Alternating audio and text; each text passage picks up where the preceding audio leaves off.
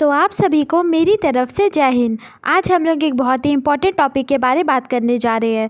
जी हाँ दोस्तों, आज हम लोग ये जानेंगे कि वृद्धा पेंशन का पैसा अब तक क्यों नहीं आया है, और नहीं आया है ये भी सबसे इम्पॉर्टेंट टॉपिक है। लेकिन हम लोग ये भी जानेंगे कि अगर आप अपना एप्लीकेशन फॉर्म जो है वृद्धा पेंशन का, अगर आप अप्लाई कर दिए हैं तो कितने समय बाद आपके अकाउंट में पैसा आएगा, उसके बाद का प्रोसेस क्या होना चाहिए एग्जैक्ट, और क्या होता है एग्जैक्ट, उन सब चीज़ों के बारे हम लोग बिल्कुल क्लियरली बात करेंगे। तो इसीलिए आप इस वीडियो के पूरे अंत तक बने रहिए ताकि आपको सारी चीज़ों के बारे बिल्कुल डिटेल में समझ में आए और हर चीज़ों को आप एकदम अच्छे से समझें। ठीक है, हम लोग सबसे इम्पॉर्टेंट टॉपिक के बारे में बात करने जा रहे हैं आज, इसीलिए आप ज़रूर से इस वीडियो को पूरा देखिएगा।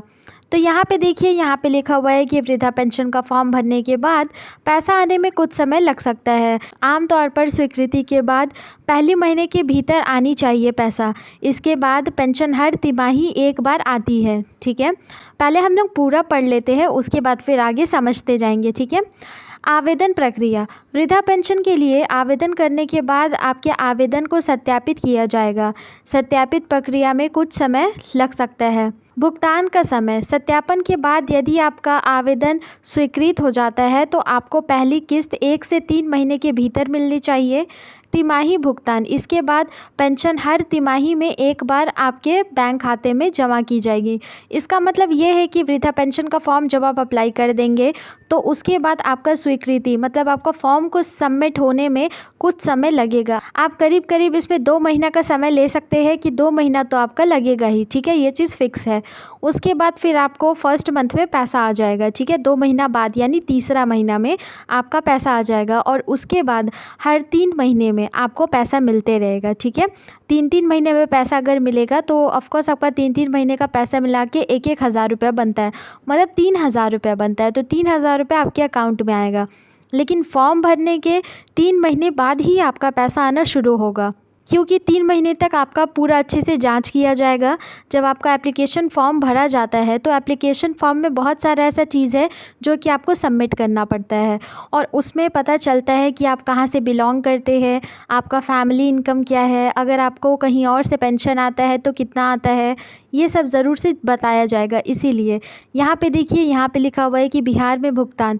बिहार में मुख्यमंत्री वृद्धा पेंशन योजना के तहत 1100 रुपये की किस्त हर महीने भेजी जाती है। ठीक है, उत्तर प्रदेश में वृद्धा पेंशन का किस्त जो है वो 3,000 रुपये हर 3-3 महीने पे मिलता है। ठीक है, भुगतान की स्थिति जांचें। आप अपना पेंशन स्टेटस ऑनलाइन चेक कर सकते हैं, या नहीं तो स्थायी पेंशन कार्यालय से संपर्क कर सकते हैं। ठीक है, मतलब कि अगर मान लीजिए 3 महीना हो गया और 3 महीना हो जाने के बाद भी अगर आपका पैसा नहीं आता है तो फिर आप आराम से जा कर के अपना जो भी है आपके इलाके का आंगनबाड़ी, आप वहाँ पे जा कर के पता कर सकते हैं कि अब आपको क्या करना चाहिए।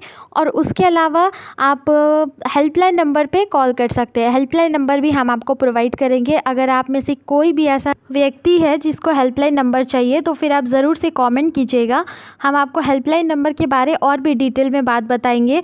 और सब मेन बात क्या होता है ना, सब स्टेट का अलग अलग हेल्पलाइन नंबर होता है। आप जहाँ से बिलोंग करते हैं आप अपना स्टेट का नाम लिखिएगा और अपना नाम लिखिएगा, ताकि हम आपको बता सकें कि आपका क्या हो सकता है। ठीक है, दूसरी बात तो ये कि देखिए, सब चीज़ करने के बाद आपका सबसे मेन पॉइंट यहाँ पे ये आता है कि आप कौन से स्टेट से बिलोंग करते हैं। ठीक है, देखिए जैसे कि अभी हम लोग देखें, जो बिहार का है, बिहार में आपको 1100 रुपये मिलता है वृद्धा पेंशन का, और 1100 रुपये मिलने के साथ साथ उसका हर महीना पैसा आता है।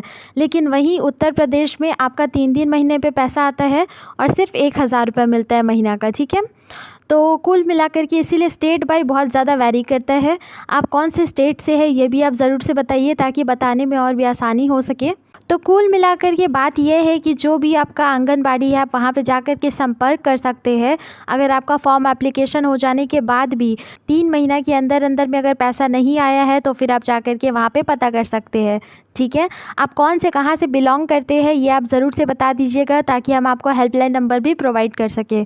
ठीक है, इसी के साथ इस वीडियो को यहाँ पे एंड करते हैं। होप सो आपको सारी चीज़ों के बारे क्लियरली समझ में आया हो। अगर आपको अभी भी कोई डाउट है तो फिर आप कमेंट कीजिए, ताकि हम आपको और भी चीज़ों के बारे बिल्कुल क्लियरली बता सके। फिलहाल हम इस वीडियो को यहाँ क्लोज करते हैं। कल हम फिर आएंगे ऐसी और इंटरेस्टिंग अपडेट लेके। तब तक के लिए आप चैनल को सब्सक्राइब कर दीजिए अगर आप नए हैं तो। और हाँ, अगर किसी भी तरीके का डाउट हो तो फिर कॉमेंट करना मत भूलिएगा, क्योंकि हम हर कमेंट का सही सही रिप्लाई करते हैं, इसीलिए कमेंट करना मत भूलिएगा। ठीक है, तब तक के लिए जय हिंद।